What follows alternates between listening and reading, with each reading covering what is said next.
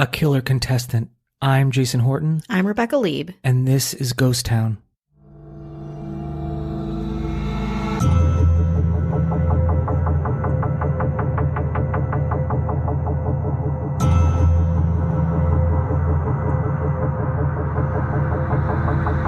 Let's see. Baxter number one is a successful photographer who got his start when his father found him in the dark room at the age of 13, fully developed. Between takes, he might find him skydiving or motorcycling. Please welcome Rodney Alcala. Rod, welcome. In 1978, Carol Bradshaw went on the dating game, selecting between 3 contestants for the grand prize of a date for 2 with whomever she chose. Under the bright lights of the studio, Carol called out contestant number 1, a man with thick wavy hair and a chiseled face. He was Rodney Alcala, a rapist and a murderer, taking a break from his killing spree for 15 minutes of fame. This is the story of Rodney Alcala, the dating game killer. This is a history of a person that I've been wanting to do for the show for a while. It's hard because I also just like working in game shows and in being kind of dating show adjacent, how poorly the contestant producing and a lot of the casting, I've done casting before, so I think it kind of like hits me in a weird way where like someone like this could get through the cracks and be hurting people and also be on national television. It's hard for my brain to like reconcile that. You know, it's a part of our culture, I suppose. Rodney Alcala was born in San Antonio, but at 8 years old, Alcala's father moved the family to Mexico, but then abandoned them 3 years later. In 1954, when Alcala was just about 11 years old, his mother moved him and his 2 sisters to Los Angeles. Alcala joined the Army in 1961, serving as a clerk, but had a nervous breakdown in the Army. He reportedly went AWOL and hitchhiked from Fort Bragg to his mother's house. After an evaluation by a military psychiatrist, Alcala was diagnosed with antisocial personality disorder and discharged. After leaving the Army, Alcala graduated from the UCLA School of Fine Arts. Around his graduation, Alcala committed his first known crime. An eyewitness called police after watching him lure an 8-year-old girl named Tali Shapiro into his Hollywood apartment.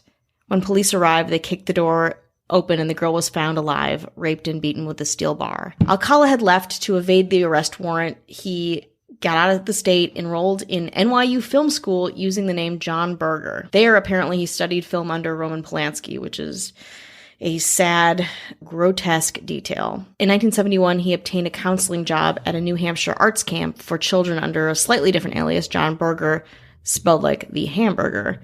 In June 1971, Cornelia Michelle Crilly, a 23-year-old TWA flight attendant, was found raped and strangled in her Manhattan apartment. Also in 1971, the FBI added Alcala to its most wanted list. A few months later, 2 kids at an arts camp noticed his photo on an FBI poster at a post office. Alcala was arrested and extradited to California. By then, Shapiro's parents had relocated their entire family to Mexico and refused to allow Shapiro to testify at Alcala's trial. Without Tali Shapiro's testimony, the prosecutors were unable to convict him of rape and attempted murder and were forced to permit Alcala to plead guilty to just assault. Alcala was paroled after 17 months in 1974 under the Indeterminate Sentencing Program, which is fucked up. I had never heard of it before. Indeterminate sentencing was when someone would be sentenced, but it was kind of open-ended. It would be determined during imprisonment based on the inmate's conduct, their ability for rehabilitation, whatever the supervisors felt was appropriate for them, which it was a really popular thing to do in the 1970s, which I get in theory,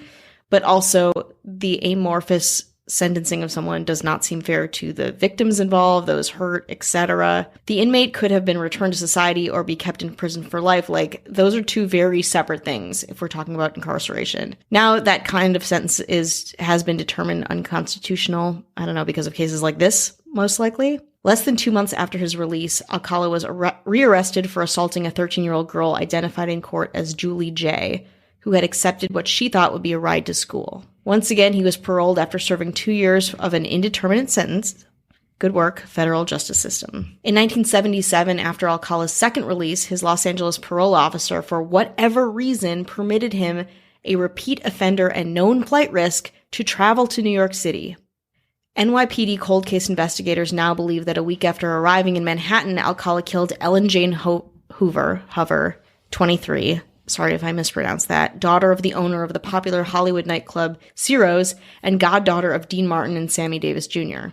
Her remains were found buried on the grounds of the Rockefeller Estate in upstate New York. In 1978, Alcala had returned to LA, working for a short time at the Los Angeles Times as a typesetter, and was interviewed by members of the Hillside Strangler Task Force as part of their investigation of known sex offenders. Although Alcala was ruled out as the Hillside Strangler, he was arrested and served a brief sentence for marijuana possession. Sure. When not murdering or raping people, Alcala stayed pretty busy. He convinced hundreds of young men and women that he was a professional fashion photographer and photographed them for his portfolio. A Times coworker later recalled that Alcala shared his photos with workmates. Quote, "I thought it was weird, but I was young. I didn't know anything," she said. When I asked why he took the photos, he said their moms asked them to. I remember the girls were naked.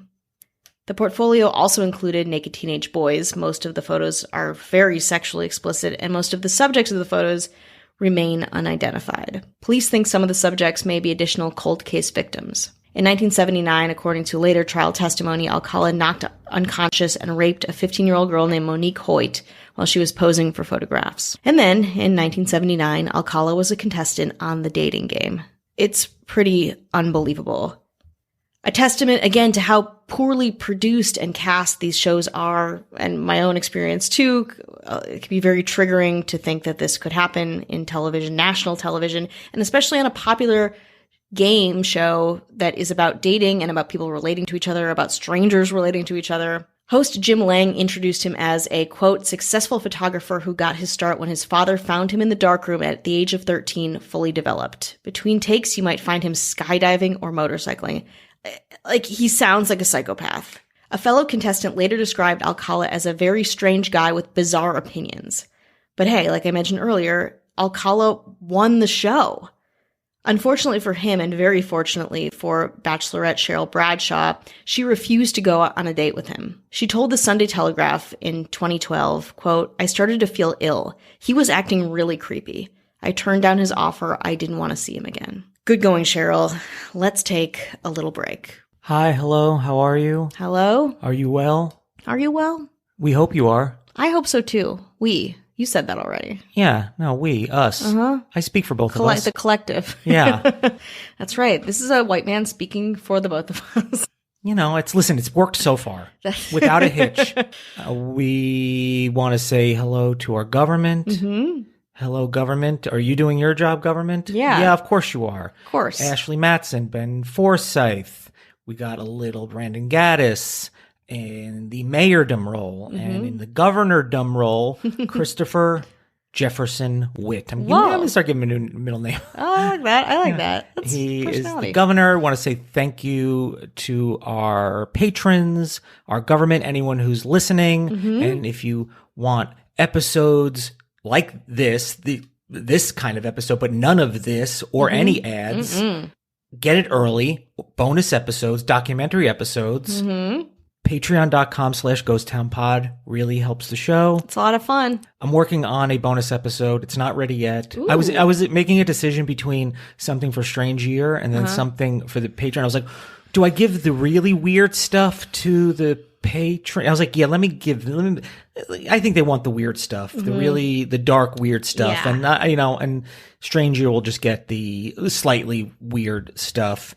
And I want to say thank you to anyone who's picked up a Hotel Cecil or Cecil Hotel, however you want to say it, hoodie or t-shirt or mug. The proceeds go to the Skid Row Housing Trust. Ugh, amazing. We want to say thank you so much to anyone. It's ghosttownpod.com/store. You can find a link in the description. Yeah, it really helps, and people have really come out, and it's it's free shipping. It's over $25. Yes, it's Amazon.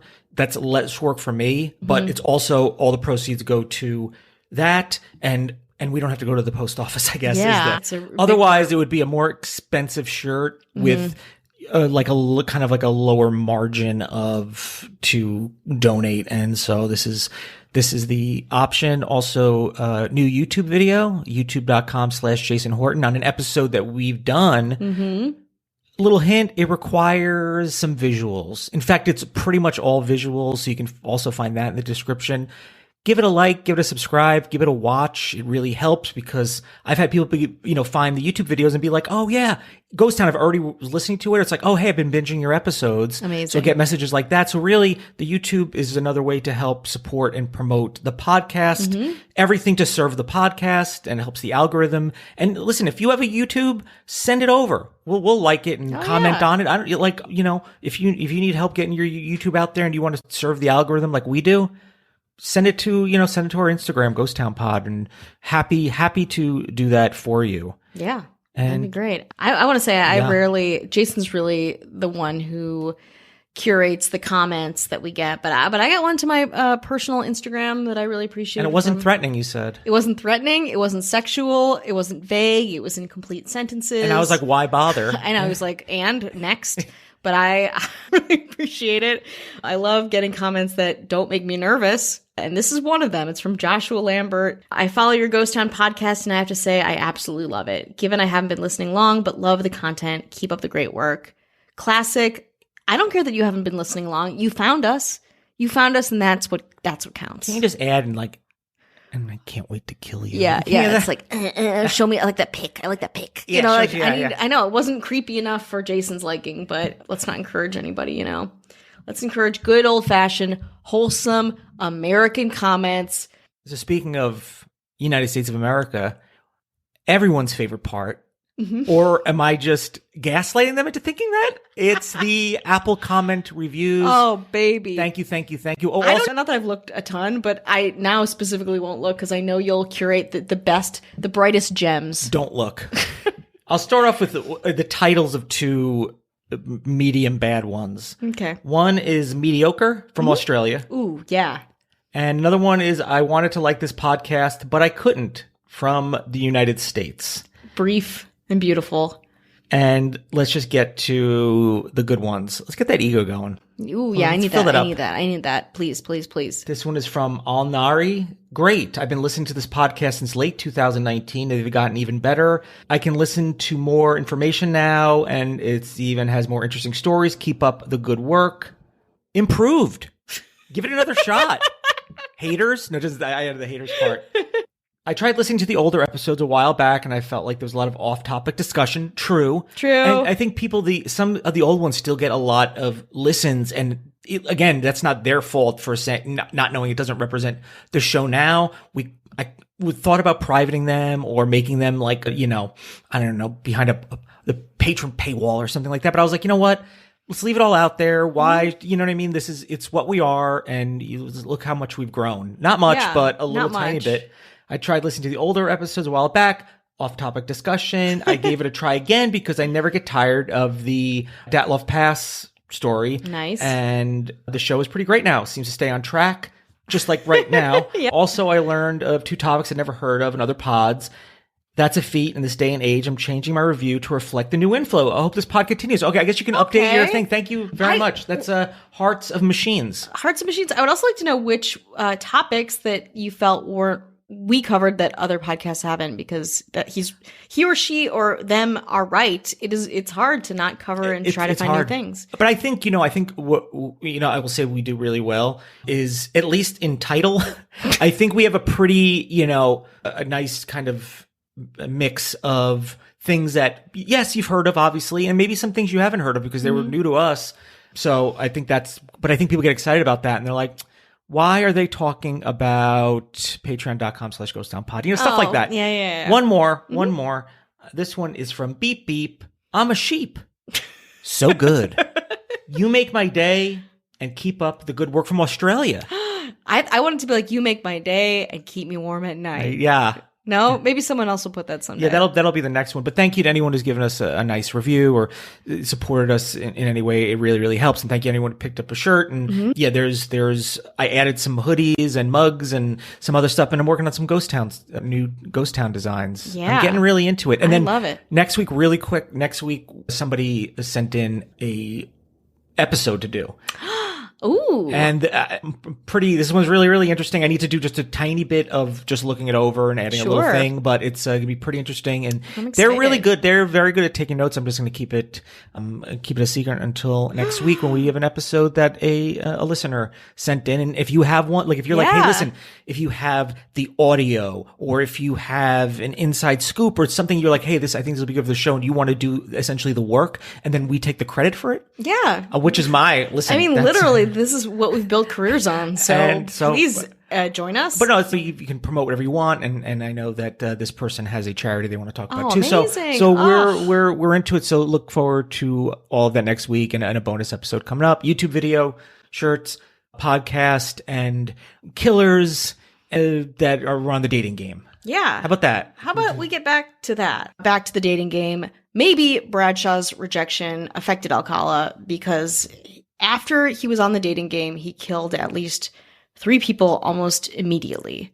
One of these people was 12-year-old Robin Samsoe. She disappeared somewhere in Huntington Beach between a beach trip and her ballet class on June 20th, 1979. Her decomposing body was found 12 days later in the Los Angeles foothills. Samsoe's friends told police that a stranger had approached them on the beach, asking to take their pictures. Detectives circulated a sketch of the photographer, and Alcala's parole officer immediately recognized him. During a search of Alcala's mother's house in Monterey Park, California, very close to where we're recording right now, police found a rental receipt for a storage locker in Seattle. When police searched the locker, they found Samsoe's earrings, and another pair of earrings that had residue that matched another murdered woman that eventually, again, the DNA match solved her murder, but another victim of Alcala. Alcala was arrested in July 1979 and held without bail. In 1980, he was tried, convicted, and sentenced to death for Samsoe's murder, but the verdict was overturned by the California Supreme Court because jurors had been improperly informed of his prior sex crimes. In 1986, after a second trial virtually identical to the first except for the omission of the prior criminal record testimony, he was again convicted and sentenced to death. A Ninth Circuit Court of Appeals panel nullified the second conviction, in part because a witness was not allowed to support Alcala's contention that the park ranger who found Samsoe's body had been, quote, hypnotized by police investigators. After his second trial, Alcala wrote and self-published a book, You, the Jury, where he claimed innocence in the Samsoe case and suggested a different suspect. He also filed 2 lawsuits against the California penal system, one for when he fell in jail, though he didn't injure himself or anything like that, and another for the prison's refusal to provide him a low-fat diet.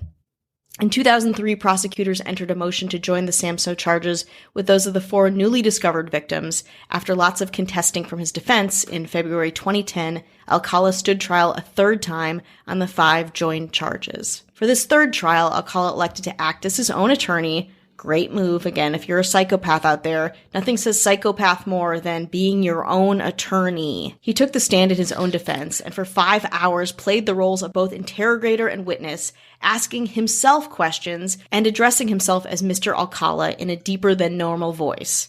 And then he would answer those questions.